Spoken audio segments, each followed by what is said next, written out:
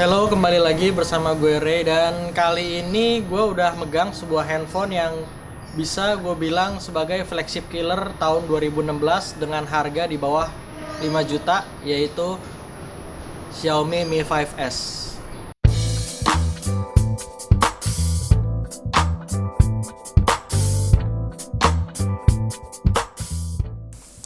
Xiaomi Mi 5S ini ada generasi penerus dari Mi 5 dengan spesifikasi yang beberapa perubahan lebih baik dari Mi 5 dengan prosesor Snapdragon 821, Ultra Fingerprint Scanner, serta kemampuan kamera yang meskipun mempunyai megapiksel lebih kecil dari Mi 5 tetapi mempunyai sensor yang lebih besar menggunakan sensor Sony IMX378 persis dengan yang digunakan oleh Google Pixel yang merupakan kamera ponsel terbaik menurut DxOMark untuk saat ini, serta bahan aluminium pada bagian belakang bodi menambah kesan kokoh dari Mi 5S ini. Mi 5S ini mempunyai dua versi, ada 128GB dengan RAM 4GB dan satu lagi yang gue tes kali ini menggunakan spesifikasi RAM 3GB dengan kapasitas 64GB. Untuk layarnya, Mi 5S ini cukup baik. Gradasi warna yang diklaim Xiaomi mempunyai 95% akurasi sRGB ini cukup baik. Meskipun Xiaomi masih bertahan di resolusi Full HD dan belum Quad HD, tapi bagi gue pribadi membedakan Quad HD dan Full HD buat sehari-hari itu hampir nggak berasa. Dan mungkin positifnya di resolusi Full HD ini akan lebih menghemat penggunaan baterai dari Mi 5S ini. Gimana dengan performance-nya dari Mi 5S ini? Ya udah pasti lancar banget. Buka-buka aplikasi juga cepet banget tanpa lag sedikit pun. Meskipun free memorinya ini hanya tersisa 1,1GB dari 3GB yang tersedia, karena asumsi gue MIUI 8 ini cukup boros memori, tapi itu bukan masalah. Dan berkat kemampuan Snapdragon 821 dan Adreno 530, membuat kemampuan bermain game di Xiaomi Mi 5S ini enjoy dan lancar banget. Dengan beberapa game yang udah gue coba, gue nggak nemuin masalah sedikit pun, dan game-game yang gue coba ini berjalan dengan sangat smooth. Digunakan bermain game 2 jam nonstop juga tanpa masalah, suhu di belakang handphone hanya hangat, nggak sampai panas yang mengganggu. Dan lagi hasil benchmark dari Antutu, Mi 5S ini bisa mendapatkan skor yang cukup tinggi, yaitu 138.000.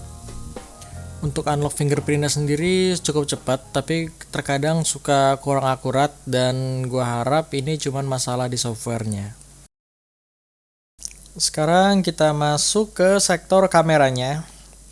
Mi 5S ini mempunyai kamera belakang 12 megapiksel serta kamera depannya 4 megapiksel. Untuk kamera belakangnya cukup banyak menu yang disediakan. Ada straightness yang membantu kita untuk foto supaya lurus, nggak miring-miring. Dan yang favorit yang gue suka di sini ialah mode manualnya. Manual yang di sini itu bener-bener bisa lo atur semua. Mulai dari white balance yang lo bisa atur manual Kelvinnya atau ada preset-presetnya seperti tungsten dan lain-lain. Dan juga untuk fokusnya sendiri kita bisa atur secara manual. Dan ini lumayan membantu gue buat mendapatkan hasil foto yang gue inginin. Tetapi kekurangannya mode manual ini nggak up to date di live view-nya. Jadi untuk settingan exposure-nya kita harus ngira-ngira karena apa yang kita rubah itu nggak berubah di live view-nya. Dan ini adalah hasil video dari Mi 5S. Now I know about this life and what I want, and I could get used to this with you. We can leave these city streets behind us, find a spot by the sea. And I could get used to this, just used to this. I could get used to this with you. I could get used to this, just used to this. I could get used to this with you. Dan sekarang gue ngetes footage untuk kamera depannya seperti yang lo lihat, dan suaranya nanti kalian nilai sendiri bagus apa enggak.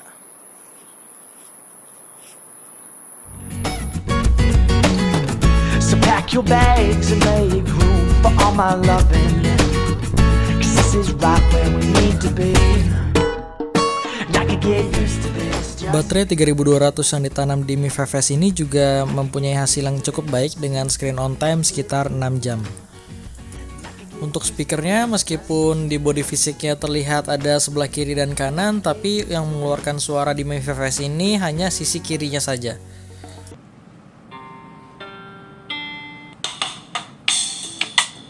So ask yourself this question. Is this how love is supposed to be?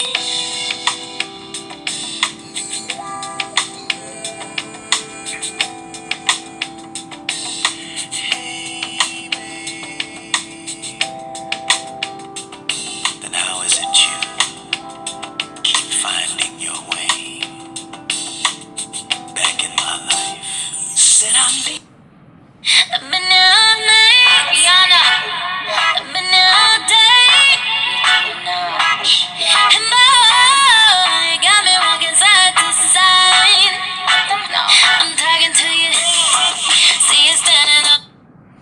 Oke, kalau menurut gue kualitas internal speakernya cukup keras, tapi untuk sound quality-nya gue ngerasa kurang bagus, agak cempreng, treble doang isinya. Kalau dibandingin dengan Samsung, menurut gue masih jauh lebih bagus di Samsung. Dan kekurangan lain di Mi 5S ini, kacanya sendiri belum menggunakan Gorilla Glass 4. Gue nggak tahu apa alasan Xiaomi menghilangkan Gorilla Glass di Mi 5S ini, sedangkan Mi 5-nya itu sudah mengadopsi Gorilla Glass 4. Dan yang kedua, untuk build quality-nya menurut gue sedikit kurang baik, karena di bagian volume samping kanannya itu dan bagian tombol on off-nya itu terkesan tidak pas alias sedikit goyang. Jadi menurut gue harusnya bisa lebih baik dari ini. Oke, jadi kesimpulannya tentang Mi 5S ini, buat gue ini handphone yang bagus banget buat harga 4 jutaan. Kenapa? Karena menurut gue di harga yang segitu dia udah ngasih spek yang gue bilang mungkin setara dengan handphone flagship kelas 9-10 juta. Tetapi kekurangannya build quality-nya gue nggak bisa bilang mirip, karena beberapa bagian gue ngerasa kurang, terutama di bagian tombol-tombol sini yang kurang presisi. Dan lagi kameranya gue nggak bisa bilang ini sebagus S7, tapi untuk hasilnya gue cukup puas di range harga 4 jutaan. Dan ya, kalau menurut gue ini handphone yang paling canggih untuk saat ini di harga 4 jutaan. Oke, paling itu aja review gue tentang Mi 5S ini. Thank you buat yang udah nonton dan jangan lupa subscribe.